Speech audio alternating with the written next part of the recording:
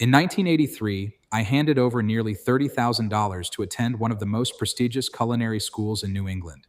I spent months learning the classical mechanics of French cuisine, mastering precise knife cuts, and perfecting mother sauces. Yet, on my very first Friday night shift in a commercial kitchen, the entire foundation crumbled in less than 15 minutes. $30,000 in 1983 was a massive investment. What actually happened when those physical paper tickets started printing out? Total cognitive overload. In school, 30 students occupied immaculate, dedicated prep stations. Two people baked bread, two executed sauce work, two dressed greens, and we had 4 full hours to feed 50 guests. It felt elegant and structured.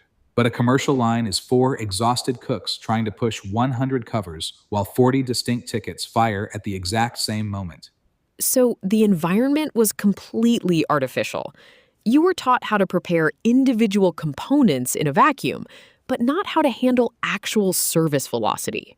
Precisely. Consider Table 24. That ticket calls for a 12-ounce ribeye cooked medium rare, a pan-seared salmon, and a hand-rolled fresh pasta. Cooking a steak is easy. Searing fish is straightforward. Boiling pasta takes 3 minutes. The synchronization nightmare is ensuring all three plates hit Table 24 at the exact same second, perfectly rested with hot sauce and crisp skin, while 8 other tickets wait behind it.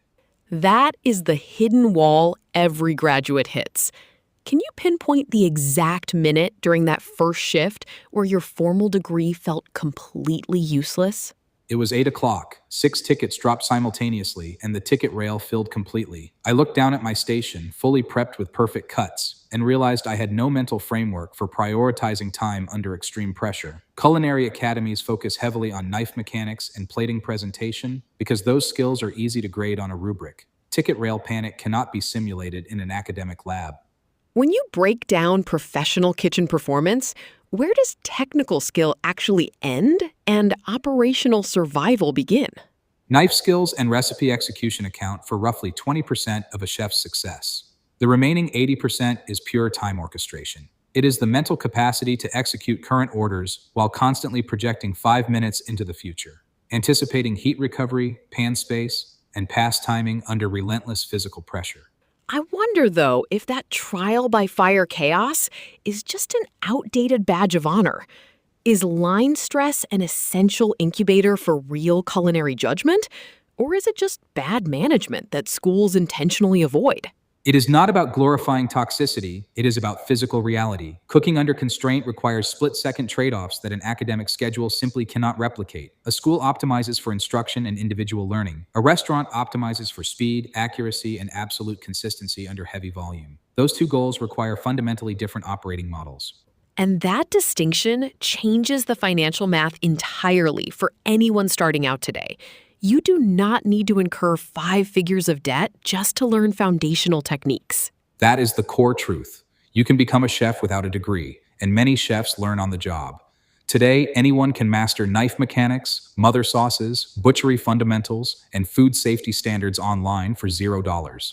The information monopoly that traditional culinary schools once maintained has completely dissolved. So, the optimal strategy for an ambitious cook today is to build those foundational mechanics independently and then get on a real ticket rail as quickly as possible. Exactly. Enter a commercial kitchen as an entry-level commis chef, earn a wage, and absorb real-time orchestration on the line. Experience owns timing, while elite institutions merely sell information. If you found this helpful, I'd really appreciate it if you'd subscribe. I'm Chef Z, and this is Techie Chef Tips. What I learned after culinary school didn't just make me a better chef. It eventually helped me build a career leading technology resilience and business continuity for some of the world's largest companies. It may sound like two completely different worlds, but they're built on the same skill, orchestrating dozens of moving parts, constantly reprioritizing under pressure, and delivering the right outcome at exactly the right time. The biggest difference? In a restaurant, when dinner is late, hungry customers become impatient. In technology, when critical services go down or software releases slip, the stakes are even higher. The mindset is surprisingly similar. On this channel, I'll share the lessons that culinary school never taught me, practical techniques you can use in your own kitchen, my favorite recipes completely free, step-by-step cooking demonstrations, and honest reviews of restaurants and hidden food gems that I've discovered while living and traveling across the country. If you love cooking, Want to become a better home cook, or you're thinking about making a career in the culinary industry, you're in the right place. Thanks for watching, and I'll see you in the next episode.